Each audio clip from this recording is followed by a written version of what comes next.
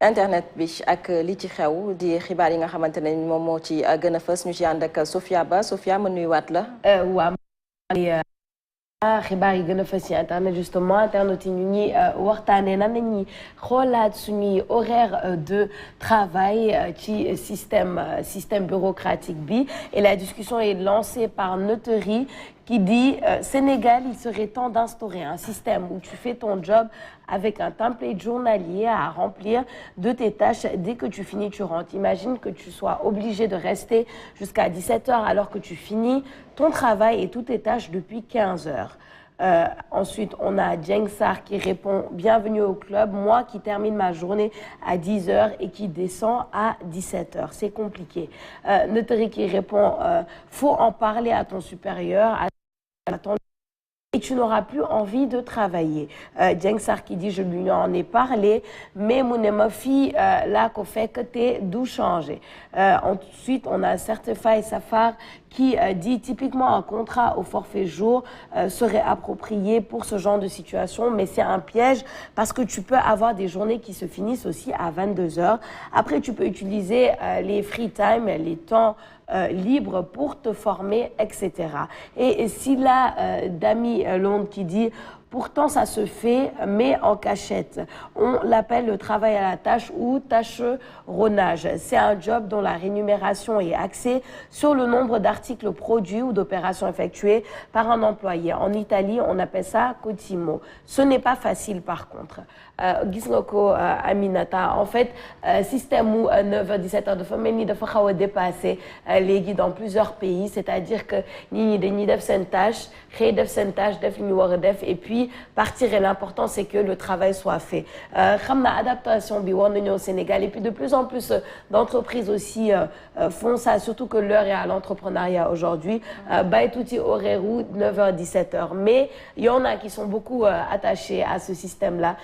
Ça commence quand même à être révolu. dañuy tonku ci loi xamna dañuy tonku ci loi bi ak article bi nga xamantene mom mo def horaire de travail yi hebdomadaire 40 heures yi nga xamantene mom lañu wara liggéey par semaine ci li nga xamantene modi entreprise yi mais quand même ak contexte bi ñu nek situation bi ñu nek il faut quand même ñu jàng adapté wu ak li nga xamantene mom moy daw actuellement ci aduna bi xol naka lañuy def ba méngook li nga xamantene modi ni aduna di doxale mais dafa am entreprise yoo xamante ne ñoom mënut a ñàkk nekk ci fi nga moo di bi te nag jàpp ne moom mooy doxal ci entreprise mais am na situation yoo xam ne Sofia mën nañu wax ne entreprise mën na am nit yoo xamante ne dañuy toog mais am na nit yoo xamante ne mën nañu ñàkk a toog ci biir entreprise bi di liggéey à distance ndax Covid bi wane na ko Covid bi wane na liggéey à distance c'est possible. Covid bi wane na ne liggéey à distance ci yenn entreprise yi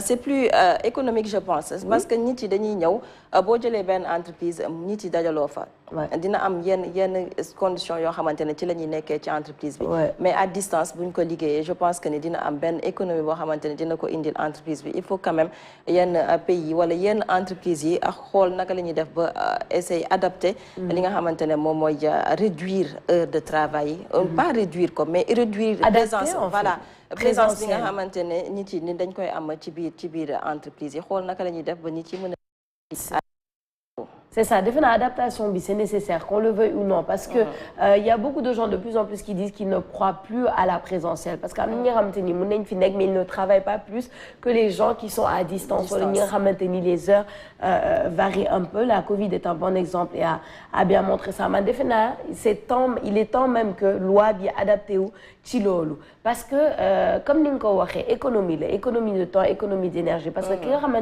les entreprises, ils ont de 8 h à 17 h, au lieu de 9 h à 17 h. Moutok, tu entreprise, il ne consommer courant, il ne consommer internet, il ne consommer beaucoup de choses, électricité, etc. Il ne consommer beaucoup de choses avec eau, beaucoup de choses que la personne était chez elle et peut effectuer les tâches. Si la présentielle n'est vraiment pas nécessaire, peut effectuer les tâches à distance. Économie, et pour elle-même la personne, économie de temps, économie de carburant, économie de déplacement, et tout ça. Donc, je pense qu'il est temps que la loi s'adapte. On est à un tournant. Ils utilisent les méthodes pouvoir effectuer les tâches les plus compliquées. Donc, adaptation, bi defe naa war na egg si Sénégal passe. Oui, mais adapté woon nañ, mais après, l'habitude est une seconde nature. Donc, il y a la tradition et la modernité qui s'opposent en ce qui concerne le temps de travail. Les textes resteront les textes, mais il y a qu'un an de Covid-19, nous on a chamboulé un peu les choses. Tout travailleur a besoin d'un bol d'air. À chaque fois, parfois c'est lassant et parfois l'environnement détermine un peu l'efficacité ou bien l'efficience d'un travailleur, au fait. Mais surtout pour les femmes, hein, surtout parce qu'également ils ont en charge la famille, c'est un peu compliqué. Mais il y a l'heure, il y a l'heure d'arrivée. Si vous avez une capitale aussi embouteillée comme Dakar, à 13h à 19h. C'est ça. La faute à qui? Bon, peut-être cette entreprise libérée à 13h, il y a à 19h. Bon, donc mettre les conditions de travail, en tout cas non seulement durée du travail, mais les conditions de travail également doivent être revues parce que il y a quand même plaindre chez li nga xamni moy respecter heure de travail parce qu'il y a l'administration bo xam si yaakaar ni fofu mo gëna yom parce qu'on voit que l'administration au Sénégal travaille à 10 heures, descend à 15 heures, ñu gëna sonn kay mais l'entreprise privée parce que la présence elle est effective. Maintenant il y a des chefs d'entreprise yo xamni si ils sont classiques, dañuy bëgg gis leur employé. C'est ça. Et je pense qu'en Afrique, c'est toujours comme ça. Ouais. Ils sont plus efficients dehors. Mais il y a un vide juridique. Par exemple, si on est Kissenker, tu travailles, est-ce que c'est l'entreprise qui doit te prendre en charge sanitairement? Il y a ça aussi. Il y a tellement de vide juridique en ce qui concerne le télétravail. C'est normal parce que notre concept de Covid est imposé. Il y a des gens, par exemple, on prend notre métier. Il y a des reporters à chaque fois, nous avons un sujet, nous démarrons. Si tu as logistique, de ce reportage est envoyé. Hein, les médias internationaux à chaque fois X sonné qui est bien de changer quoi parce que on souffle nouveau au fait. Oui. On souffle des inspirations. Mais tu sais le classicisme est africain, on est toujours allergique au changement et c'est comme ça. Mais il faut mettre parce que chef d'entreprise me mettre à l'aise ñi nga xam ne travailleurs day gën a contribuer à leur efficacité. C'est ça, c'est important. Et puis là, si c'est il y a un autre aspect aussi qu'il faut prendre en compte.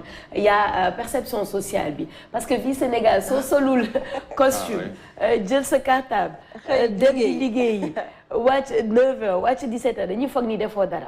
Donc il y a beaucoup de gens aussi qui sont victimes, c'est ça. Il y a beaucoup de gens qui sont victimes de cette perception sociale. Te mën naa la wax Aminata, mën naa leen wax parce qu'il y a des gens qui se lèvent le matin, qui s'habillent, qui prennent un cartable, qui partent juste à cause de la perception sociale. Mais demuñu liggéey mais ñoom nañ génn seen kër rek. Loolu mooy pression sociale. C'est ça, loolu mooy pression. ñoom nañ génn seen kër.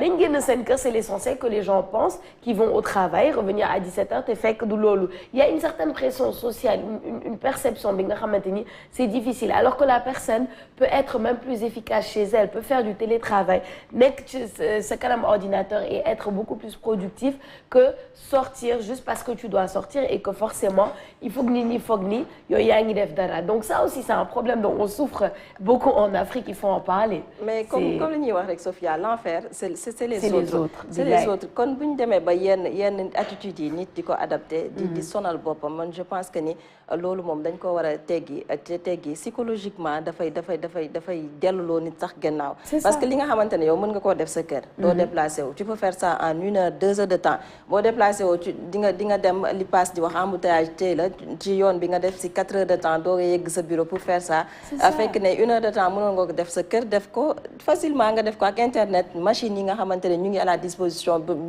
ñoom nit yi ñu ngi koy utiliser je pense que ni loolu mën nañ koo def tey bañ a jël li nga xamantene mooy pression sociale di ko teg suñu bopp pression sociale dina delloo réew gannaaw nañu jël li nga xamante ne mooy l'essentiel di ko def moo gën nit yi di bàyyi xel ne lii bu ma ko defee diw dina ma xoolee nii diw dina ne aw ma liggéey alors que ni àdduna moo ko laaj dañuy adapté wu ci li nga xamante ne moo di àdduna mais nit yi nañu xalaat li nga xamante ne moom la ñuy xalaat. Ça se comprend parce qu'on est des chanceux nous qui avons un travail, il faut le dire. Il faut le dire. Si ñu compter le nombre de salariés formels, c'est salariés formels au Sénégal. Ouais. Formels là, il y a beaucoup d'économies informelles. 400 000 salariés formels, nous avons 20 millions. On va faire le prochain recensement, nous avons 20 millions. Imaginez un peu, si on est chez quoi, sur la il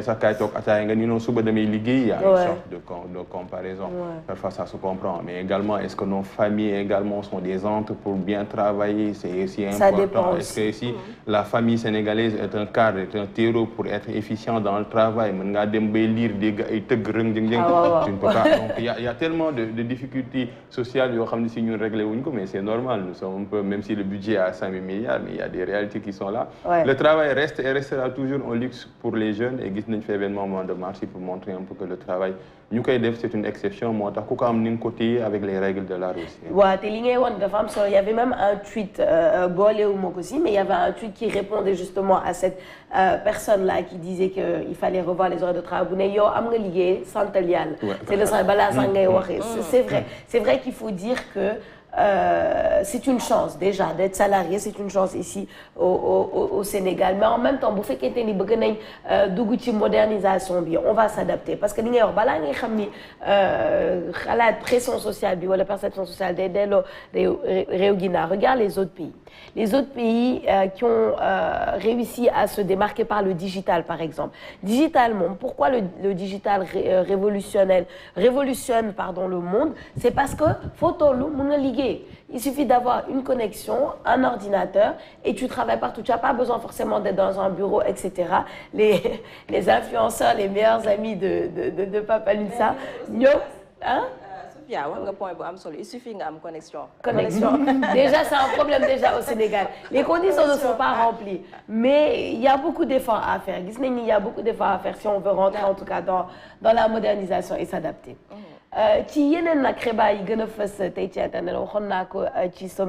va un peu parler de foot, mais plus de la société, encore une fois, avec interview où Kylian Mbappé, l'ancien joueur ou le joueur en tout cas du PSG, Modef Ben interview. On a mené où le joueur? On va garder quand même les Marseillais. C'est ça, on va d'abord regarder le joueur du PSG qui a quand même fait Ben interview révélatrice par rapport au fait de vouloir quitter justement le club et les raisons et les conditions, etc. Nous avons commenté Bobo interview et la perception sociale est importante à ce niveau-là. On a Roro Noah qui dit comment est-ce que Kylian Mbappé a pu passer du personnage adoré des Français au joueur le plus détesté en France. 3 points de suspension.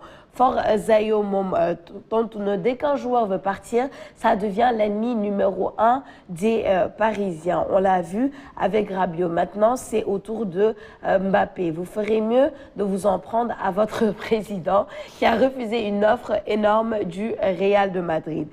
Samy Newsman, qui dit désolé, mais moi, à la place de Nasser, je l'aurais pris sur mon dos et accompagné jusqu'au vestiaire madrilène. Elle Souo aussi, mon tamid réagir nanen. Le détester en ce moment, c'est une mode. Si c'est Ramos qui aurait dit la même chose ou Neymar ou autre, on aurait rigolé. Mais vu que la France est un pays qui ne pardonne pas, ça préfère descendre ses propres joueurs. Zitoli Momnen, après une semaine à Madrid, ça redeviendra le crack de Bondy, le joueur aimé, simple, humble et tellement intelligent, il ne faut pas s'inquiéter. Vertigo qui dit, mais qu'est-ce qu'il a fait concrètement de grave, à part la communication? On dirait qu'il y a un sérieux décalage de mentalité. Arthur Momnena, on regarde ses interviews de 2018, il était tout jeune et tout content et maintenant il a pris la grosse tête. C'est pour ça qu'il n'est plus aimé, il veut tout faire tout seul et croit qu'il a le même niveau que Cristiano Ronaldo. Bref, c'est dommage. Alors, Papa Lunsa, comment on va réagir en enlevant... commencer avec Aminato.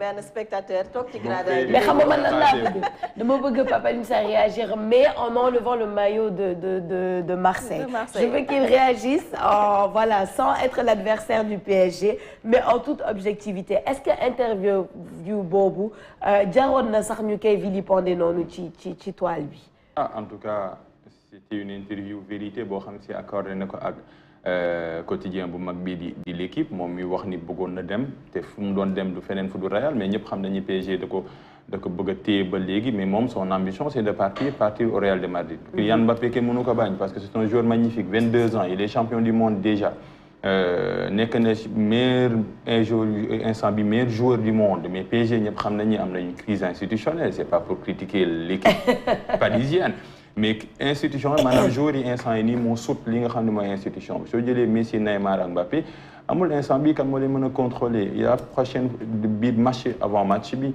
Messi ki nga xam ne mooy Pochettino génnee na ko bu mu génnee dafa adressé li nga xam ne mooy entraîneur bi instant yi nii il est au-dessous de ces joueurs te Kylian Mbappé jamono ji lu mu wax lu baax la parce que Kylian Mbappé bu ñu ko fàtte nii il a été critiqué huillé au Parc des Princes benn match te moom instant yi nii il fait partie des meilleurs joueurs du PSG malgré la présence de Messi malgré la présence de Neymar mais moom lu mu wax mooy dama bëgg a dem avant sama fin contrat pourquoi parce que su demee instant bi nii li nga xam ne mooy club parisien yi day am ay indemnité mais su xaaree ba contrat bi jeex su demee amul dara te ñëpp xam nañ ni Real a fait des offres 160 millions d'euros jóge 160 millions d'euros dem ba 200 millions d'euros pour jënd ki nga xam ne mooy Kylian Mbappé en tout cas ñi ngi xaar ba xam hiver bi dina dem wala day xaar ba championnat bi jeex maanaam mois de juin mais il a affiché son ambition de partir c'est comme ça on n'épouse pas une institution on n'épouse pas également une équipe mais c'est parti jóge na Barça ñëw PSG def na fi 21 ans def na ko Barça donc il a la liberté de parler, il a la liberté d'exprimer ses idées. Pour un attaquant aussi ambitieux, aussi talentueux que Kylian Mbappé, 22 ans, et déjà, nous avons adulé tout, nous avons adulé. Le roi, qui nous a pelé, ça doit bug à chaque fois, nous avons envoyé un message. Mais Mbappé Nadem, bon, ça fera du bien aux Marseillais, parce que en tout cas, ce trio-là, il est exceptionnel. Mbappé, Neymar, PSG, même si le PSG a été battu par Rennes 2-0 lors du dernier match. Il fallait qu'il remette le maillot de l'Olympique de Marseille avant la fin de l'année. On va recevoir le PSG au mois d'octobre, je pense que c'est le 24 octobre au Vélodrome, à l'Olympique de Marseille. Ce sera un match étouffant. En tout cas, en toute objectivité, il a bien remis le contexte et puis les informations de Mbappé, interview Bobo. En fait, pourquoi les gens lui en veulent, pourquoi est-ce qu'il avait besoin d'en dire autant? Pourquoi est-ce qu'il avait besoin d'expliquer autant, de rentrer dans les détails, erreurs de communication, etc. Mais à mon avis, pourquoi voir ça comme une trahison? Parce que l'IPASSOIR de femmes solo, on n'épouse pas une institution. Nekon le PSG, il avait signé un accord avec le PSG et puis là, l'accord va peut-être aller à la fin. Donc, il a le droit de changer et puis d'afficher ses ambitions. Maintenant, est-ce qu'il a affiché ses ambitions trop tôt? Est-ce qu'on a une comme une trahison? Bon, ça c'est un débat, à mon avis. Peut-être des supporters du PSG, mais ça ne devrait pas durer normalement. Sophia man li ma wax sànq Papa Lune muy ree ma ne ko damay ci actualité bi damay toog ci nekk spectateur donc ci gradin yi déglu leen yaak Papa Lune déglu aussi ñi nga xamante ne wala boog bàyyi xel ñi nga xamante ne ñoo di téléspectateurs yi ndax en matière de football ak sport yaakaar naa ne moom mais léegi nag les femmes s'intéressent beaucoup au sport sur les réseaux sociaux je ne sais pas si mais ils s'intéressent plutôt aux joueurs. Elles aiment les joueurs, au fait, Cristiano Ronaldo, Mbappé, Messi, etc., mais pas au club. Parce que c'est la tendance, en fait. C'est ça, Soro les Boubar, actualité bizarre du football, parce qu'en fait, c'est plus par rapport à peut-être au business derrière le football, à la communication, à l'appartenance à un club ou à l'autre, que le petit terrain, ce qui montre encore que il faut dépasser ça sport. Il faut dépasser le cadre du football. C'est ça, il faut dépasser le cadre du football. Et puis, quand on est personnage public, l'union tout le temps, son équipe personnage public comment Kylian Mbappé de faire tu dois quelque chose aux gens parce que son rôle est Bouba, c'est sa carrière au final, c'est sa carrière à lui et il n'était pas obligé de partager tout ça mais vous faites qu'un ténimum beaucoup de partager moi honnêtement je ne vois pas le problème. On a besoin de clarification parce que beaucoup de journalistes veulent dire ces questions yi buñ le siffler Parc des Princes lan nga ressentir dañu c'est normal parce que ceux qui me sifflaient ne comprenaient pas le fond du dossier. Moom bëggoon naa dem waxoon na ñi nga xam ne mooy autorités yi il faut nga xam ne mooy PSG ne bëgg naa dem mais amul une communication externe boo xam ne si dina permettre ñi nga xam ne mooy supporters yi ñu daal disculper Kylian Mbappé dañoo def ni Kylian Mbappé day trahir alors que waxoon na déjà qu'il veut partir qu'il veut quitter le PSG léegi bu Mbappé Messi ñëwee nag dañoo def ni woon Mbappé mënut a nekkal Messi ak Neymar parce que les deux vont l'étouffer te ñëpp xam nañu match yi bu mu demee il y a plus une cohésion une corrélation entre Messi et Mbappé que Messi et Neymar équipe am na benn une boo xam ni si dafa génnee ne est-ce que Neymar ne doit pas être remplaçant est-ce que daa war a quitter li nga xam ne poste titulaire bi ku mënta nekk Mbappé fu mënta nekk ci àdduna bi dès le départ il fera des résultats parce que c'est un joueur jeune d'abord par rapport à Neymar et Messi nga xam ne ñu ngi ci trentaine yi il a 22 ans il n'a que 22 ans mi ngi mel ni dafa am 30 ans il est déjà champion du monde loolu champion si ligue rek moo ko dese avec le PSG donc il voulait tout simplement clarifier que ni nekkul une sorte de trahison de bëggoon dem te tout joueur rêve d'aller au Real de Madrid nañ ko waxee dëgg parce que Real de Madrid am na temps yu leen doon wooyee les Galactiques nga xam ne dajale woon na ay Zidane ay Ronaldo ay Figo ay Raoul Cristiano Ronaldo nekk fa c'est un club mythique boo xam ne si ñëpp fa bëgg a dem il a des ambitions qu'on lui laisse un peu réaliser ses ambitions mais je pense que l'interview c'est une interview vérité interview de clarification mais ce qui est intéressant dans li nga wax ni da nga ne Messi et Mbappé il y a une corrélation c'est-à-dire que ñoom ñaar suñu nekkee ci même équipe est-ce que ça veut dire qu'il y aurait un choc à l'intérieur de l'équipe non dañoo def ni xam nga Messi ak Neymar ils étaient au Barça ils avaient déjà une connexion avant que Neymar du jógee Barça du ñëw PSG mais ce trio là dañoo def dañ naan ñetti kuy duñ bokk ëtt dañoo def noonu dina am benn choc au fait mais bu mu ñëwee le trio ça s'est bien passé jusqu'à maintenant mais il y avait benn RMC sax moo ko def ba Neymar Mbappé di wax ak Gana Gueye ne ko Neymar du ma passe Gana Gueye il a été intelligent il a tout simplement écouté Mbappé waxu ci yàbbu ci il a été intelligent moo leen mag peut-être daka wax ni ko Neymar du ma passe rek après Gana Gueye n'a pas réagi parce que à la fin du compte s'il faut sanctionner on sanctionne les moins bons on ne peut pas sanctionner Mbappé si ñuy sanctionner entre l'entente Mbappé Messi Neymar Gana Gueye da ciy toog mais il a tout simplement écouté en tout réagir donc forcément dina am ay conflits dans une entreprise il y a des conflits dans la maison il y a des conflits c'est très normal c'est très normal en tout cas conflit interne yi ñun peut-être am na lu bëri mi nga xam ne xamuñu ko sax on ne sait pas ce qui se passe à l'interne mais l'interview vérité est là et puis voilà réaction internaute kan mooy sama équipe PSG ah bon oui tu pensais pas que j'allais choisir la même équipe que toi quand même mais en tout cas loolu moo nekkoon xibaar yi gën a fës ci internet tey Aminata